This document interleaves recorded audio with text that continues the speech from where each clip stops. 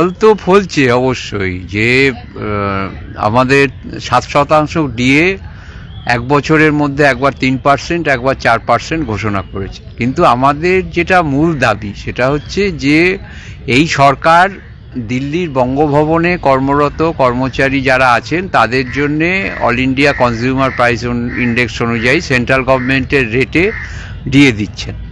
তাহলে কোর্টেও এই বিষয়টা আমরা তুলেছিলাম এবং কোর্ট বলেছে, হাইকোর্ট, মহামান্য হাইকোর্ট, তারা বলেছে যে সরকার এইভাবে একই সরকারের অধীনে কর্মরত কর্মচারীদের মধ্যে কোনো বৈষম্য করতে পারে না।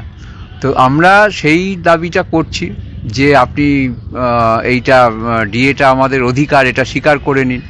এবং আমরা যখন এই আন্দোলন শুরু করেছিলাম তখন এই সরকারের মন্ত্রীরা নানা রকম কথা বলছিলেন। তার মধ্যে একজন মন্ত্রী শোভনদেব চট্টোপাধ্যায়, তিনি বলেছিলেন যে আমরা নাকি সপ্তাহে একদিন মাছ খেতে পাই, অন্যদের বিষয়টা চিন্তা করতে হবে।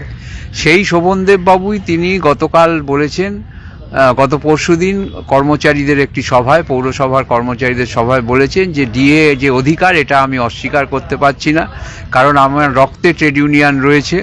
উনি দীর্ঘদিন কর্পোরেশনের ট্রেড ইউনিয়ন নেতা ছিলেন এবং মুখ্যমন্ত্রী বলছেন যে ডিএ দেওয়ার থেকে ওই 100 দিনের কাজের টাকা দেওয়া বেশি জরুরি, কিন্তু উনি সেটা মানেন না।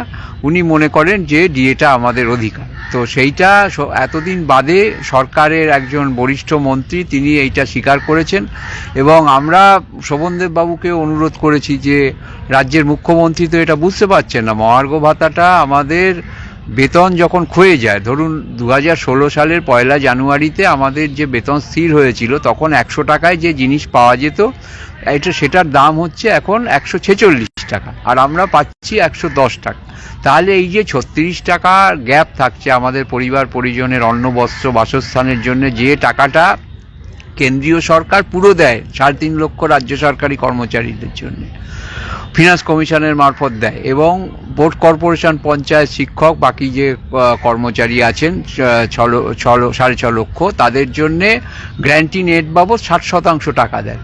তো সেই টাকাটা রাজ্য সরকার সম্পূর্ণ টাকা পেয়ে গেছে। এটা গত 21শে এপ্রিল চিফ সেক্রেটারি আমাদের সাথে যখন কোর্টের নির্দেশে আলোচনায় বসেছিলেন উনি সেইটা স্বীকার করে নিয়েছেন। তাহলে কেন, এবং আমরা 1 বছর ধরে বলছি যে তাহলে আপনার শ্বেতপত্র প্রকাশ করুন যে এই টাকা আপনি পাননি। এই যে আবাস যোজনার টাকা বা 100 দিনের টাকা, এগুলোর সঙ্গে ডিএর টাকার কোনো সম্পর্কই নেই, সম্পূর্ণ ভিন্ন খাত।